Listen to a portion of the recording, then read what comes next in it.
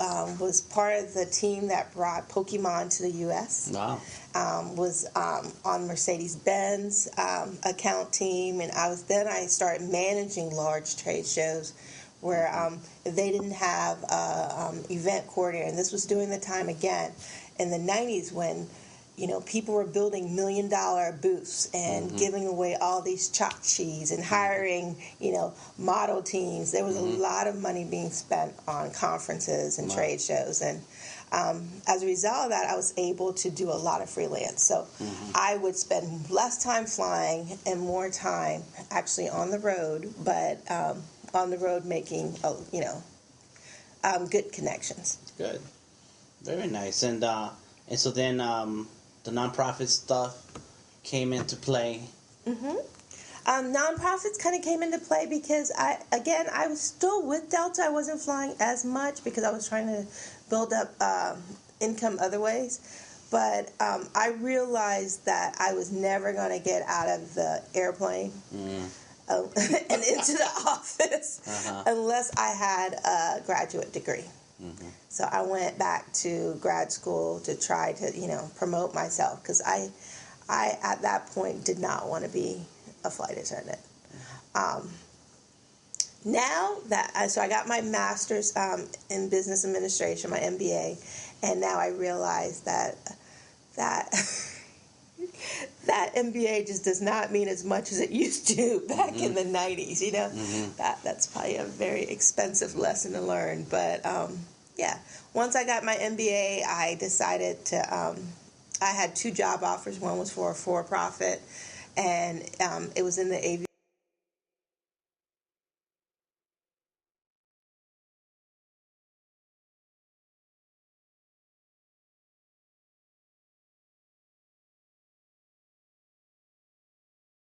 Did you like supporting causes? Did that help steer a decision? Well, because you did a lot of nonprofit work in a sense, and so is it because you like people and you like to help? Well, I think Delta caused me to not like people. But you like the human cause? I like the human cause. Actually, I was when I joined the American Cancer Society. The dilemma here was the for-profit job was paying a whole lot more than what the nonprofit was going to pay me, and I sat here with my son was maybe 6th grader, and I lost my mother to cancer a few years before that, and my grandfather, and I was a 2-time cancer survivor. Oh, wow. And so I'd be, lying if I said that I wasn't, my heart wasn't with the cause. But, in the whole scheme of things, you have to support your family. Yeah. And so I had this conversation with my son, trying to explain to him, and he was just like, I believe, and this little child telling me this, he goes, I believe you were meant to be with the American Cancer Society. And to be honest with you, I probably wouldn't be in the position I am now if I had taken a different road. Yeah. Working with the Cancer Society showed you a lot about the inner workings of the nonprofits? Yes. Well, it's run more like a corporation, but what it allowed me to do is that so much of it is grassroots, and even though it's a large, $1 million corporation, you are still not given a lot of resources and tools. So I was working in a silo, really just trying, like a small business, trying to really use my connections and, creative ways to raise funds. And because of, it was a great time for me to really have that flexibility because the senior leadership didn't really know how to handle all the new tools that were coming down the pike. Mm-hmm. And so as long as I was making my goals, they pretty much left me alone to really, create that department the way I wanted to create it. Mm-hmm. And as a result of that, a lot of best practices came about. I was doing a lot of speaking for the American Cancer Society, writing policy. I wrote, it was myself and a national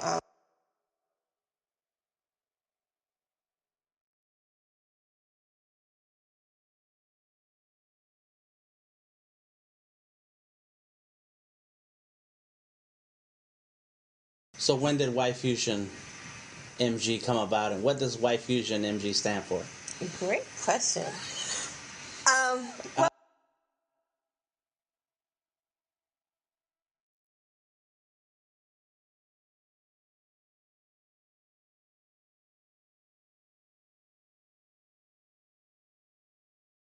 I left the American Cancer Society because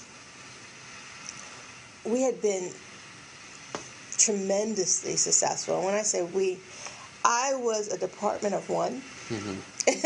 and I was heading up the breast cancer division for our region, and I was able to bring on a temporary staff about 4 months out of the year. Mm-hmm. So we had broken fundraising goals when I was there. And it increasingly got bigger and more successful. And my concern was, when was it going to level off? Mm-hmm. The bell curve. Yes. Is it going to hit? Yes. And so I decided that I need to probably transition out, before then. Plus, I was working long nights. I knew the cleaning crew probably better than my friends, hung out with them. And I needed a switch. So I had a job opportunity come about that was paying me a lot more to build out a development and marketing department for a smaller nonprofit. And I took the leap. Mm-hmm. With that, I had some donors that kind of followed me. And one of the donors would call me at the American Cancer Society. That's how I knew, another way I knew I was time to go. And it was after hours. It was probably like 9 o'clock at night. And the call came in, and I picked up my work phone, and he said, I knew you'd be at the office. And he said, I don't know how much they're paying you, but it can't be enough. Mm-hmm. And he would come to my new job, and he would older retired gentleman executive from MasterCard, he would sit in my office.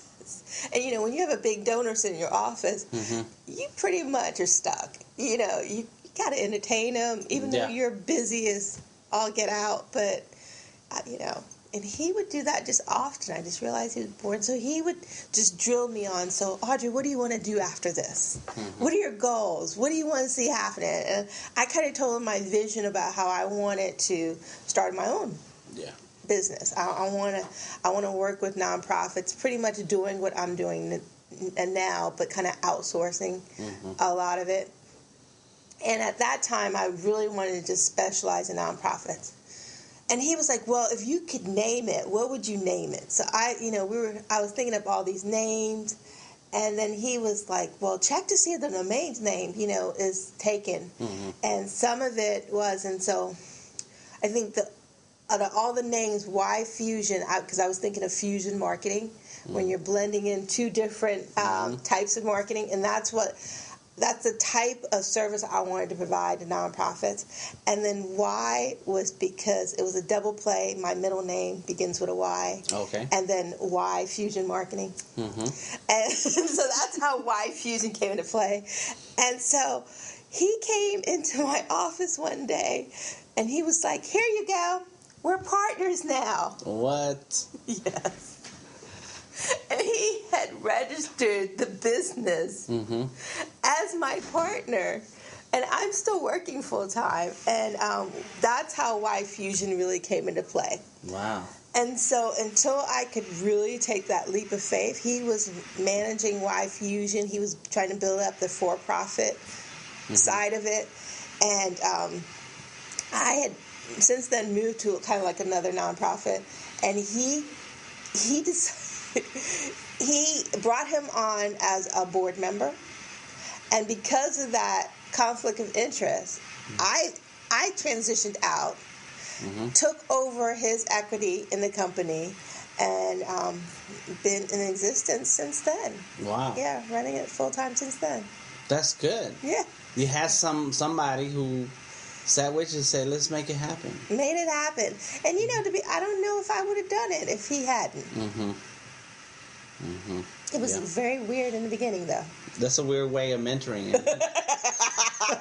Throw me into the deep end and swim, child. Swim. That's right. That's good. Yeah.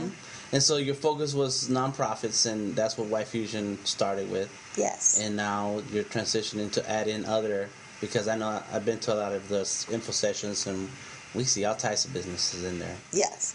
And I think what I realized more than anything, and the reason why we offer some of the free workshops, is when I started working with nonprofits, many of them just wanted to know, how do I get a grant?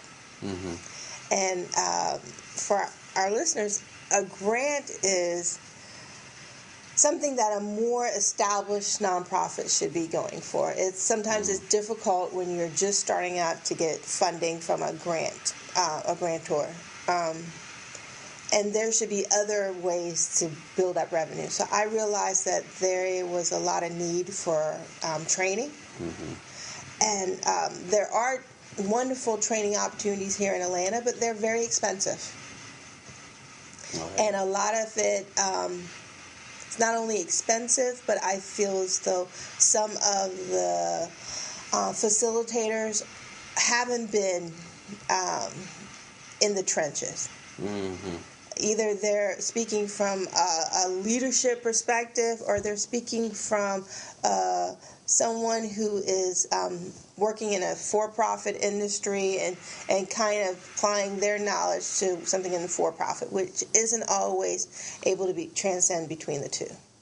And so I wanted to offer some free trainings to nonprofits to really get them to a point where they could work with an agency like us. And that's how the trainings came about. But I also learned that as I advise nonprofits that you have to diversify your revenue stream. And although nonprofits have the best intentions, they are tight on cash. Yeah. And it's really hard to build out my business on just revenue streams unless I lose focus on the smaller nonprofits who probably could use my help more, and just focus on the big players. The ones who got money to spend on that. Exactly. Nonprofits are not going to have much money at any time, because that's the whole purpose, is to help out and use that money to do the work they do. Right. And it's hard for them to justify bringing on an expensive consultant, unless, you have that kind of cash base coming in, that cash flow coming in.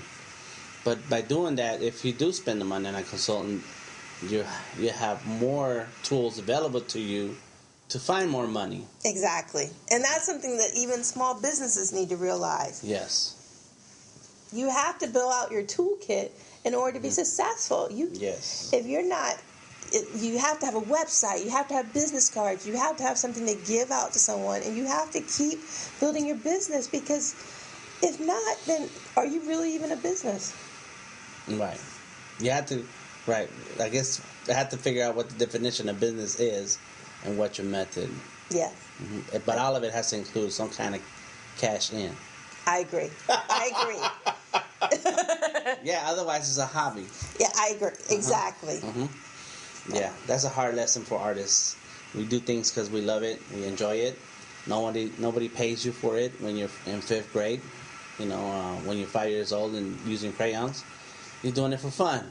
Right. By the time you get to school, sometimes you can trade for some artwork, some drawings, and but it's a real business. Adults get paid. There's a lot of artists out there who get paid. And they might not even be the most talented. They're not. Yes. I will tell you that they're not. And that's one of the big paradoxes, that you see artwork on comics, on the movies, everywhere, whether art could be including the walls around Atlanta, and you're like, somebody paid for that, and why would they do that? But it comes down to what you said earlier, is that you get in people's faces, you build relationships, you build your network, you put in the time, so that you are the person they come and see you.